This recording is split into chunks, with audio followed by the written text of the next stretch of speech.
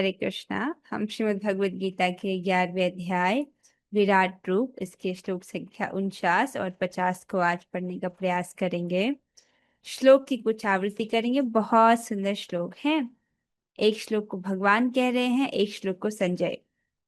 माते व्यथा मा च विमूढ़ भावो मा ते व्यथा मा च विमूढभावो दृष्ट्वा रूपं घोरम ईदृङ् ममेदम् दृष्ट्वा रूपं घोरम् इदं ममेदम् व्यपेतभिप्रीतमना पुनस्त्वम् प्रपेतुभिः प्रीतिमना पुनस्त्वम् तदेव मे रूपमिदं प्रपश्य।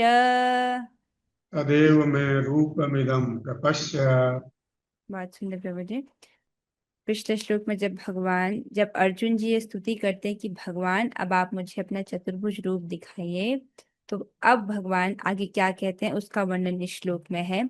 श्री भगवान कह रहे हैं अर्जुन जी से, तुम मेरे भयानक रूप को देखकर अत्यंत विचलित एवं मोहित हो गए हो। अब इसे समाप्त करता हूँ। हे मेरे भक्त, तुम समस्त चिंताओं से पुनः मुक्त हो जाओ। तुम शांत चित्त से अब अपना इच्छित रूप देख सकते हो। यहाँ पर भगवान जो है एक प्रकार से आशीर्वाद देते हुए कह रहे हैं कि अब तुम समस्त चिंताओं से पुनः मुक्त हो जाओ। तो यहाँ पर पुनः शब्द को समझिए। एक तो अर्जुन जी भगवान के विराट रूप को देख करके चिंतित हैं, थोड़े से भयभीत हैं।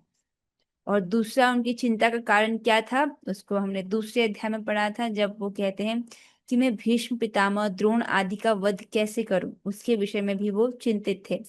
लेकिन यहाँ पर वो विराट रूप को जब दर्शन करते हैं, विराट रूप में भगवान ये दिखा देते हैं कि वो पहले ही, क्षमा कीजिएगा, वो पहले ही भीष्म पितामह द्रोण आदि जो विपक्ष के जो योद्धा है उनका वध कर चुके हैं। अर्जुन जी को तो केवल निमित्त मात्र ही बनना है। तो यहाँ पर भगवान कहते हैं कि अब तुम शांत चित्त से अपना इच्छित रूप, जिस रूप की तुमने इच्छा की है, उसको देख सकते हो। ऐसा भगवान कहते हैं। अन्वय को देखेंगे। मम ईदृक घोरम, मेरे इस प्रकार भयंकर, घोरम अर्थात मेरा जो है भयंकर, इदम इदम रूपम, इस रूप को दृष्टवा देखकर, ते व्यथा, तुम्हें भय, माँ अस्ति, न हो यहाँ पर समझना होगा। विमूढ़ भाव च, एवं विमूढ़ भाव माँ अस्तु, नहीं हो। तो भगवान के इस घोर रूप को देख करके अर्जुन जी जो हैं थोड़े से भय से ग्रस्त हो गए थे और विमूढ़ भाव हो गए थे। अर्जुन जी स्वयं कहते हैं कि मैं आपके इस रूप को देखकर हर प्रकार से मोहित हो रहा हूँ, मोह को प्राप्त हो रहा हूँ।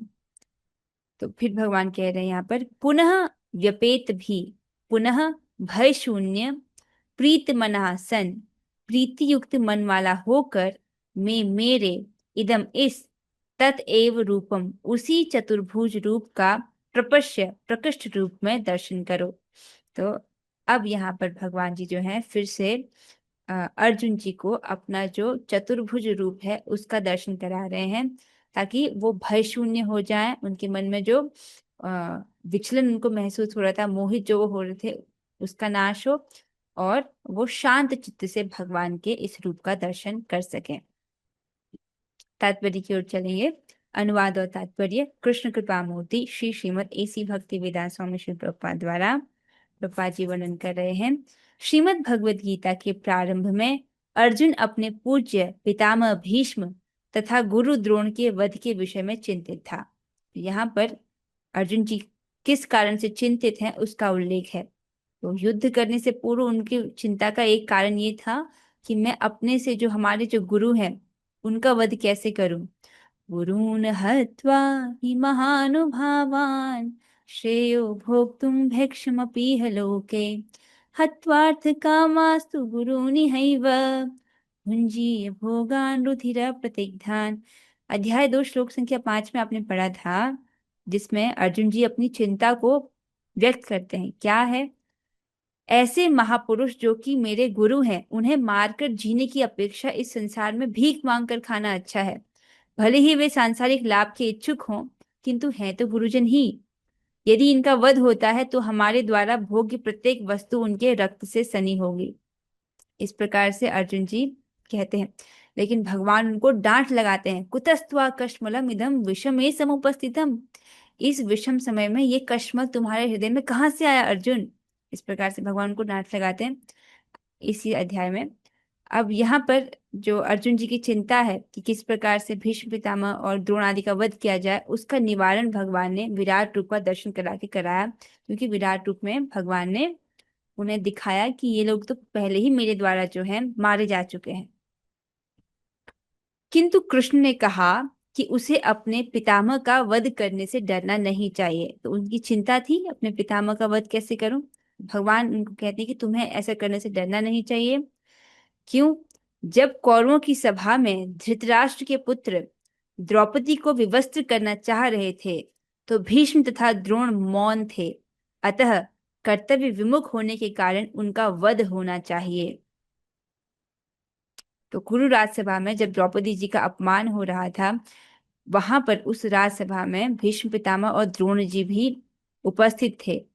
और वे उस सभा में सक्षम थे, वो कुछ कह सकते थे, और लेकिन उन्होंने कुछ भी नहीं कहा और कुछ भी नहीं किया। इसीलिए यदि कहीं पर कुछ गलत कार्य हो रहा है, उसका जो जो सहयोग देते हैं उनको भी वही दंड भुगतना पड़ता है। तो किंग कर्तव्य, उन्होंने कर्तव्य से विमुख हो गए थे, इसलिए इनका वध होना चाहिए। इस घटना ने, जब द्रौपदी जी का अपमान होता है, इस घटना ने भगवान को कुपित किया था। कृष्ण ने अर्जुन को अपने विश्व रूप का दर्शन यह दिखाने के लिए कराया कि लोग अपने कुकृत्यों के कारण पहले ही मारे जा चुके हैं। यह दृश्य अर्जुन को इसलिए दिखलाया गया क्योंकि भक्त शांत होते हैं और ऐसे जघन्य कर्म नहीं कर सकते हैं। तो भगवान ने विराट रूप में अर्जुन जी को भविष्य दिखाया, जिसमें उन्होंने दिखाया कि कैसे विपक्ष के जो बड़े बड़े योद्धा हैं भगवान के दांतों के नीचे चूर्णित हो रहे हैं, और यहाँ तक कि भीष्म पितामह और द्रोण आदि भी। तो इसीलिए अर्जुन जी को चिंता करने की आवश्यकता नहीं कि मैं इनका वध कैसे करूं। इनका वध तो भगवान पहले ही कर चुके हैं। अर्जुन जी को तो केवल निमित्त बनना था। विश्व रूप प्रकट करने का अभिप्राय स्पष्ट हो चुका था। अब अर्जुन कृष्ण के चतुर्भुज रूप को देखना चाह रहा था, अतः उन्होंने यह रूप दिखाया। भक्त कभी भी विश्व रूप देखने में रुचि नहीं लेता, क्योंकि इससे प्रेमानुभूति का आदान प्रदान नहीं हो सकता। देखिए, यहाँ पर प्रभुपाद जी बहुत सरल शब्दों में समझा रहे हैं कि एक भक्त को भगवान के इस विश्व रूप को देखने में कोई रुचि नहीं होती है। अगर भगवान हमारे समक्ष इस रूप में आ भी जाए तो हम क्या करेंगे? उनको भोग भी नहीं लगा सकते, और उनके तो हर दिशा में सर है, हम कहाँ कहाँ किस किस तरफ प्रणाम करेंगे और कितनी बार करें? तो उन उन ऐसे रूप में हम भगवान के साथ प्रेम का आदान प्रदान नहीं कर सकते हैं। अब भगवान अर्चा विग्रह के रूप में है तो आपको पता है आपके समक्ष है, उनको भोग लगा सकते हैं, उनसे प्रार्थना कर सकते हैं, प्रणाम कर सकते हैं, एक दिशा में है तो स्पष्ट है। लेकिन विश्व रूप के साथ ऐसा करना मुश्किल है।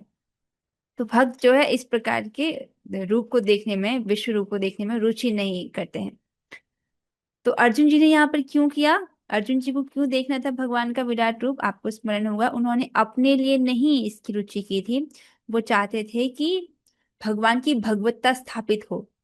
कल कोई भी व्यक्ति ये ना घोषित कर दे कि मैं भगवान हूं, ताकि आने वाले समय में लोग किसी को भी भगवान ना स्वीकार कर दें। ठीक है, इसको स्थापित करने के लिए, भगवान की भगवत्ता को स्थापित करने के लिए वो चाह रहे थे कि भगवान एक बार दर्शन करा दें। भक्त या तो अपना पूजा भाव अर्पित करना चाहता है, या दो भुजा वाले कृष्ण का दर्शन करना चाहता है, जिससे वह भगवान के साथ प्रेमा भक्ति का आदान प्रदान कर सके। तो यही है कि हम भगवान के साथ प्रेम का आदान प्रदान करना चाहते हैं, अपना पूजा भाव अर्पित करना चाहते हैं, और दर्शन करना भी चाहता है। तो एक भक्त क्या दर्शन करना चाहता है? भगवान के द्विभुज रूप का, जिसमें वो बहुत सुंदर और सौम्य दिखते हैं, और उनके साथ प्रेम का आदान प्रदान। प्रेम का आदान प्रदान कैसे करता है कोई व्यक्ति? पत्रम पुष्पम फलम तोयम, भगवान ने मांगा है ना, कुछ चीजें मांगी है ना भगवान ने, कि पत्र दो, पुष्प दो, फल दो, जल दो, या जो अर्चना आप भगवान की कर रहे हो, ये सब भगवान के साथ प्रेम का आदान प्रदान है। तो श्रील रूप गोस्वामी जी महाराज प्रेम का आदान प्रदान करने के लिए 6 चीजों का वर्णन बताते हैं। ददाति प्रतिगृह्णाति गुह्यम आख्याति पृच्छति भुंक्ते भोजते चैव षड्विधि प्रीति लक्षणम। ददाति अर्थात कुछ देना, कुछ उपहार देना। प्रतिगृह्णाति अर्थात कुछ उपहार स्वीकार करना। तो एक्सचेंज ऑफ गिफ्ट जब होता है तो ये भी प्रीति का लक्षण है। तो भगवान ने हमको ये उपहार दिया है ना, कि मनुष्य शरीर दिया है, उसमें कान दिए हैं जो सही सलामत है, जिसके द्वारा हम भगवान की कथा का श्रवण कर सकते हैं। आंखें दी हैं जिससे हम भगवान का दर्शन कर सकते हैं। ये सब भगवान के उपहार है कि नहीं है? कोई डॉक्टर थोड़ी हमारी आंख बना सकता है, या इस प्रकार के कान बनाए जा सकते हैं। ये तो भगवान ने इनकी रचना की है ना। तो इसके लिए व्यक्ति ग्रेटफुल होता है, शुक्रगुजार होता है। और प्रतिगृह्णाति, भगवान को क्या उपहार देते हैं? जो उपहार भगवान ने मांगे हैं, पत्रम पुष्पम फलम तो, या जो भगवान को आप भोग अर्पित करते हो, ये सब। और गुह्यम आख्याति पृच्छति, गुह्यम आख्याति पृच्छति अर्थात अपने हृदय की गुह्य बात व्यक्त करना और भगवान की गुह्य बात श्रवण करना। तो भगवान की गुह्य बात क्या है, जिसको वो भगवत गीता में वर्णन कर रहे हैं। आप प्रत्येक दिन भगवत गीता श्रवण कर रहे हो, ये भगवान की गुह्य बात ही तो है, जिसको वो अपने परम प्रिय मित्र को कह रहे हैं, और उनके माध्यम से भगवान हमें भी कह रहे हैं। तो ये जब भगवत गीता श्रवण करना, अर्थात आप भगवान की गुह्य बात को सुन रहे हो, उनके हृदय की बात को सुन रहे हो। इसी ज्ञान के प्रचार हेतु तो भगवान सारथी का पद स्वीकार कर लेते हैं। सोचे, भगवान जो समस्त लोगों के अधिपति हैं, वो इस जगत में एक सारथी का पद स्वीकार करते हैं, ताकि जीवात्माओं को ये अमृत रूपी ज्ञान बांटा जा सके। ये सबसे महत्वपूर्ण ज्ञान है, और यही मनुष्य जीवन में हमको समझने की आवश्यकता है। तो ये क्या है? ये गुह्य आख्याति पृच्छति, हम भगवान की गुह्य गोपनीय बात को जो है समझने का प्रयास कर रहे हैं। ये सभी वेदों का सबसे गुह्यतम अंश है, ये आध्यात्मिक विद्या जिसको हम सीख रहे हैं। ठीक है। और अपने हृदय की गुह्य बात भगवान से कहना। तो आप जब भगवान से प्रार्थना करते हो, आपके जीवन में जो भी कठिनाई है, जो भी परेशानी है, उसको भगवान को व्यक्त करना चाहिए। या आपके हृदय में कोई भी इच्छा हो, तो उसको भी भगवान को व्यक्त आप करना चाहिए। भगवान हर इच्छा को पूर्ण करने में समर्थ है। अपने भक्तों की तो सब इच्छाओं को पूरा करते हैं। हाँ, वो भी ये भी देखते हैं, लेकिन हाँ, वो ऐसे नहीं है कि ऐसी इच्छाओं को पूरा करेंगे जिससे आपकी भक्ति में बाधा आए। ठीक है। जैसे मान लीजिए कोई बच्चा अगर अपनी माँ से शराब मांग रहा है, तो माँ वो चीज नहीं देती है, क्योंकि माँ जानती है कि इसके लिए बुरा है। उसी प्रकार से भगवान जो है उन इच्छाओं को नहीं पूरा करते जो वो देखते हैं कि आपके लिए बुरी हैं। इस प्रकार से देखते हैं कि जो उनका भक्त है, उसकी भक्ति में प्रगति हो। हाँ, कहाँ थे हम? ददाति प्रतिज्ञाति गुह्यम आख्याति पृच्छति भुंक्ते भोजते च, भुंक्ते भोजते च, अर्थात कुछ उनको खिलाना और खाना, मतलब जिससे प्रीति करे उसको कुछ भोजन अर्पित करना और खाना। तो भगवान को भोग लगाना और प्रसाद पाना, ये भी प्रीति का, प्रेम का लक्षण है। इसी प्रकार से जो है, क्या कह रहे हैं, भक्त जो है भगवान के साथ प्रेम भक्ति का आदान प्रदान करना चाहता है। प्रेम का आदान प्रदान में ये महत्वपूर्ण है। इसके तो फिर अब अगले श्लोक पर बढ़ते हैं। इस श्लोक पर चर्चा पूरी हुई। अगले श्लोक की कुछ आवृत्ति करेंगे। जो भक्त गाना चाह रहे हैं वे हाथ खड़ा कर सकते हैं।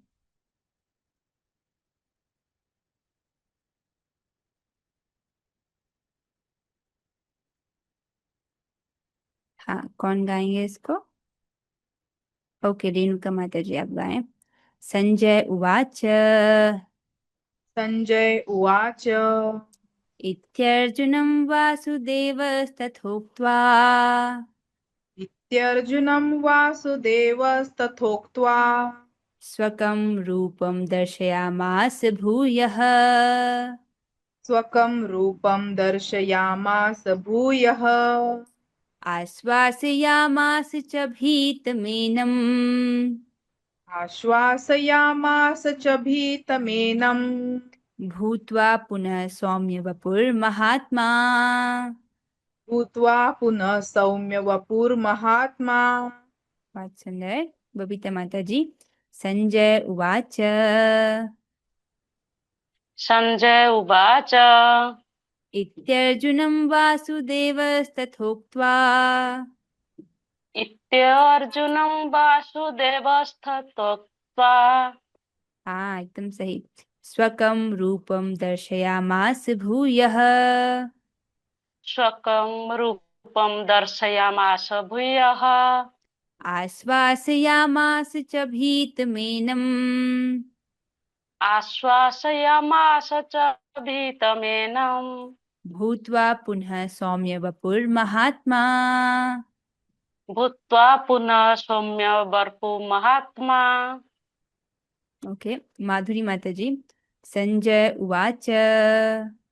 सञ्जय उवाच। इत्यर्जुनं वासुदेवस्तथोक्त्वा। इत्यर्जुनं वासुदेवस्तथोक्त्वा। स्वकं रूपं दर्शयामास भूयः। स्वकं रूपं दर्शयामास भूयः। आश्वासयामास च भीतमेनम्। आश्वासयामास च भीतमेनं। भूत्वा पुनः सौम्य वपुर्महात्मा। भूत्वा पुनः सौम्य वपुर्महात्मा। ठीक है, अब हम आगे बढ़ेंगे। इसमें ये श्लोक संजय जी कह रहे हैं। संजय ने धृतराष्ट्र से कहा। अर्जुन से इस प्रकार कहने के बाद भगवान कृष्ण ने अपना असली चतुर्भुज रूप प्रकट किया और अंत में दो भुजाओं वाला रूप प्रदर्शित करके भयभीत अर्जुन को धैर्य बंधाया। तो यहाँ पर स्पष्ट उल्लेख है, इस श्लोक को संजय जी कह रहे हैं धृतराष्ट्र से।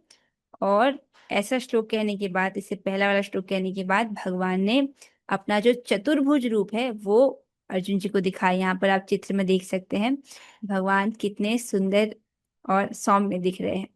तो चतुर्भुज रूप दिखाया। और देखो, अर्जुन जी ने तो केवल चतुर्भुज रूप के लिए प्रार्थना की थी, लेकिन भगवान समझ रहे हैं कि जब तक मैं इसको अपना द्विभुज रूप, अपना जो सौम्य वपु है वो नहीं दिखाऊंगा, तब तक ये पूरी तरह शांत नहीं होगा।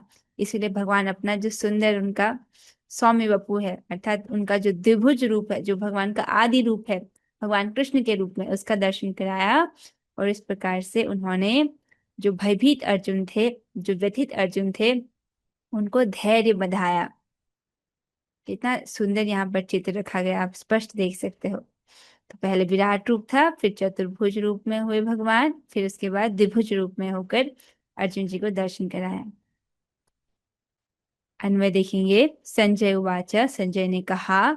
वासुदेव, वासुदेव ने अर्जुनम, अर्जुन को इति उक्त्वा, ऐसा कहकर भूय तथा स्वकम रूपम, पुनः अपने उसी चतुर्भुज रूप को दर्शयामास दिखाया। तो इस अर्जुन जी ने प्रार्थना की थी कि वो भगवान के चतुर्भुज रूप का दर्शन करना चाहते हैं, इसलिए भगवान ने अपने चतुर्भुज रूप का दर्शन अर्जुन जी को कराया। महात्मा अर्थात उदार हृदय वाले श्री कृष्ण सौम्य वपु भूतवा, प्रसन्न मूर्ति होकर, यहाँ पर जो सौम्य वपु है ये शब्द बहुत इंपॉर्टेंट है। तो यहाँ पर ये किसके लिए आया है? उनके द्विभुज रूप के लिए आया है। सौम्य वपु भूतवा, प्रसन्न मूर्ति होकर, पुनः भीतम ए, भयभीत अर्जुन को आश्वास माया से आश्वस्त किया। तो फिर भगवान ने क्या है, क्योंकि भगवान उदार हृदय वाले हैं, वो समझ रहे हैं कि मेरे चतुर्भुज रूप को देखने के पश्चात भी अगर मैं अर्जुन जी को पूरी तरह से आश्वासन देना चाहता हूँ, उनको धैर्य बंधाना चाहता हूँ, उनको चिंता मुक्त करना चाहता हूँ, तो मुझे द्विभुज रूप में आना होगा। इसलिए भगवान जो है स्वयं से प्रसन्न होकर के अपने द्विभुज रूप का जो दर्शन है अर्जुन जी को कराते हैं। सुंदर चित्र में आप स्पष्ट देख सकते हैं। आइए तात्पर्य की ओर बढ़ते हैं। प्रभुपाद जी यहाँ पर वर्णन कर रहे हैं। जब कृष्ण वासुदेव तथा देवकी के पुत्र के रूप में प्रकट हुए तो पहले वे चतुर्भुज नारायण के रूप में प्रकट हुए, किंतु जब उनके माता पिता ने प्रार्थना की तो उन्होंने सामान्य बालक का रूप धारण कर लिया। तो भगवान पहले, जब ये कब की बात आ रही है, जब भगवान का आविर्भाव हुआ था, जन्म हुआ था, तो उस वक्त भगवान पहले चतुर्भुज रूप में आते हैं, अपने माता पिता को दर्शन देते हैं और उनके पूर्व जन्म के इतिहास के विषय में भी उनका वर्णन करते हैं। लेकिन उसके बाद भगवान चतुर्भुज रूप के बालक के रूप में बदल जाते हैं। लेकिन देवी की माता जी को बड़ी परेशानी होती है कि अरे, अपने 6 पुत्रों को खोने के बाद देवी की माता को बहुत चिंता होती है कि कहीं इसको भी कंस जो है हानि ना पहुंचा दे। इसीलिए वो भगवान से प्रार्थना करती है कि आप एक सामान्य बालक के रूप में हो जाइए। तो अपनी माता की प्रार्थना को सुनने के पश्चात भगवान एक सामान्य बालक के रूप में परिणत हो जाते हैं। तो वही यहाँ पर वर्णन है कि अपने जो माता पिता के समक्ष प्रकट हुए थे चतुर्भुज रूप में, लेकिन जब माता पिता ने प्रार्थना की तो उन्होंने सामान्य बालक का रूप धारण कर लिया। उसी प्रकार कृष्ण को ज्ञात था कि अर्जुन उनके चतुर्भुज रूप को देखने का इच्छुक नहीं है, किंतु चूंकि अर्जुन ने उनको इस रूप में देखने की प्रार्थना की थी, अतः कृष्ण ने पहले अपना चतुर्भुज रूप दिखलाया और फिर वे अपने 2 भुजाओं वाले रूप में प्रकट हुए। ठीक है, दोनों रूपों का दर्शन कराया, पहले चतुर्भुज रूप का दर्शन कराया, फिर द्विभुज रूप कौन सा, भगवान का, भगवान श्री कृष्ण के रूप में जो उनका आदि रूप है उसका दर्शन कराया, जो सबसे सुंदर है और सौम्य रूप, अर्थात उससे सुंदर कोई रूप है ही नहीं। इतना सुंदर रूप है भगवान का कृष्ण के रूप में कि भगवान विष्णु भी उसका दर्शन करना चाहते हैं। इसको हम श्रीमद् भागवतम में एक लीला के माध्यम से समझते हैं। जब महाविष्णु एक ब्राह्मण के बालकों की चोरी कर लेता है, क्षमा कीजिएगा, महाविष्णु जी एक ब्राह्मण के बालकों की चोरी करते हैं ताकि उनको भगवान श्री कृष्ण के दर्शन प्राप्त हो। इस घटना का भागवत में वर्णन आता है। तो यानी कि भगवान भी जो है, मतलब भगवान विष्णु जो है वो भी भगवान के द्विभुज रूप का दर्शन करने के लिए लालायित रहते हैं। सौम्य वपु शब्द अत्यंत महत्वपूर्ण है। कहाँ आया था ये शब्द, देखिए श्लोक की आखिरी लाइन में, भूतवा पुनः सौम्य वपुर महात्मा, यहाँ पर है ना सौम्य वपु, ये शब्द अत्यंत महत्वपूर्ण है। क्यों? इसका अर्थ है अत्यंत सुंदर रूप। तो भगवान ने अपना अत्यंत सुंदर रूप दिखाया, अर्थात अपना द्विभुज रूप दिखाया, जिससे सुंदर और कोई रूप है ही नहीं। जब कृष्ण विद्यमान थे तो सारे लोग उनके रूप पर ही मोहित हो जाते थे, और चूंकि कृष्ण इस विश्व के निर्देशक हैं, अतः उन्होंने अपने भक्त अर्जुन का भय दूर किया और पुनः उसे अपना सौम्य अर्थात सुंदर सौम्य रूप दिखलाया। तो प्रभुपाद जी कितना सुंदर वर्णन कर रहे हैं कि जब भगवान यहाँ पर प्रकट लीला कर रहे हैं, एक बात समझिए, भगवान जब प्रकट लीला करते हैं तो वो अपने पार्षदों के साथ आते हैं और इस जगत में हम सबको शिक्षा प्रदान करते हैं। ठीक है, पहली बात तो प्रभुपाद जी कह रहे कि जब भगवान आए तो वो लोग उनके रूप को ही देखकर मोहित हो जाते हैं, क्योंकि भगवान सर्वाकर्षक है, सभी को अपनी ओर आकर्षित करते हैं। तो ऐसा नहीं है कि भगवान की लीलाएं अभी नहीं हो रही हैं, अभी भी भगवान की लीला हो रही है। आप समझ रहे हैं? सो इतने अनंत ब्रह्मांड है, तो इस ब्रह्मांड में अभी अभी भी किसी ब्रह्मांड में भगवान अर्जुन जी को शिक्षा दे रहे होंगे, और यही हो सकता है कोई ऐसा ब्रह्मांड हो अभी जिसमें यही श्लोक भगवान अभी बोल रहे हो, क्योंकि इतने ब्रह्मांड हैं, लीलाएं चलती रहती हैं। आप समझ रहे हैं? ये बात समझ आ रही है? भगवान की अनंत ब्रह्मांड है और भगवान जो है उस पर अपनी लीलाओं को नित्य ही करते रहते हैं, अभी भी जो लीलाएं हैं वो हो रही हैं। ऐसा बोला जाता है कि यदि कोई भक्त किसी लीला के प्रति आकृष्ट है, उसको एक लीला बहुत अच्छी लग रही है, मान लो आपको भगवान की जो गोलोक में माखन चोरी की लीला वो बहुत अच्छी लग रही है और आपकी इच्छा है कि भगवान मेरे घर से भी माखन चुराए, उसमें आविष्ट है, तो भगवान यदि चाहे तो ऐसा कर सकते हैं कि ये शरीर त्यागने के बाद इस ब्रह्मांड में जहां भी भगवान की वो लीला हो रही हो वहां पर प्रवेश दे दें अपने भक्त को। आपको समझ रहे हो? तो ऐसे करके भगवान जो है लीला में प्रवेश भी प्रदान करते हैं अपने भक्तों को। हाँ, तो अतः उन्होंने अपने भक्त अर्जुन का भय दूर किया और पुनः उसे अपना सुंदर सौम्य रूप दिखलाया।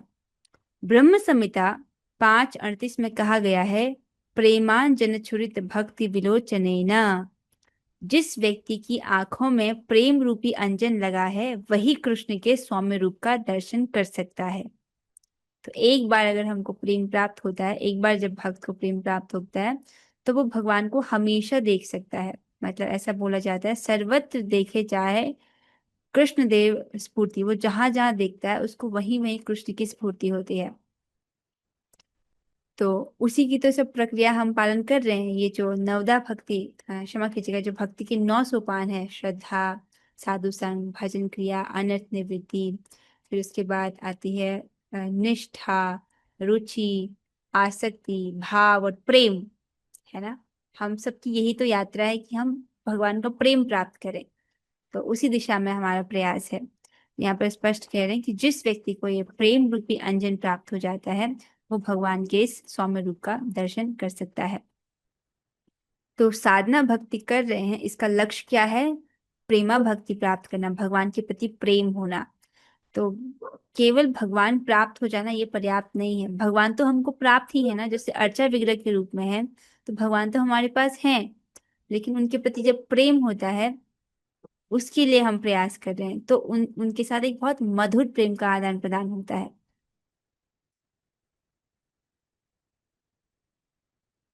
तो साधना भक्ति का लक्ष्य है कि हम भगवान की प्रेमा भक्ति करें, भगवान के साथ प्रेम का आदान प्रदान करें। देखिए, प्रेम तो पहले से है, श्रद्धा के स्तर से ही प्रेम है, लेकिन जितना आगे बढ़ते हैं फिर वो और जो है प्रकट रूप से दिखता है। श्रद्धा के स्तर में भी प्रेम है, फिर जैसे जैसे हम आगे बढ़ते हैं तो यही श्रद्धा जो है वो प्रेम में परिणत हो जाता है।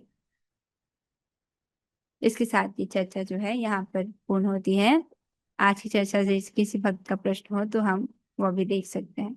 कृष्णा हरे कृष्णा, कृष्ण कृष्णा हरे हरे, हरे हरे हरे राम हरे हरे राम राम, हरे राम राम राम राम हरे राम हरे, हरे हरे हरे कृष्णा हरे हरे कृष्णा कृष्णा, हरे कृष्ण कृष्णा हरे हरे, कृष्णा हरे हरे राम हरे हरे हरे राम, राम हरे राम राम राम हरे राम राम हरे, हरे हरे हरे कृष्णा हरे कृष्णा, कृष्ण कृष्णा हरे हरे, हरे राम राम राम हरे हरे। श्रीमद् भगवद गीता की जय, जगत गुरु श्रील प्रभुपाद की जय, नामाचार्य श्री हरिदास ठाकुर की जय, धाम वृंदावन की जय, निताय गौर प्रेमे हरि हरि बोल। हरे हरे बोल, कृष्णा हरे बोल, हरे कृष्णा माता जी।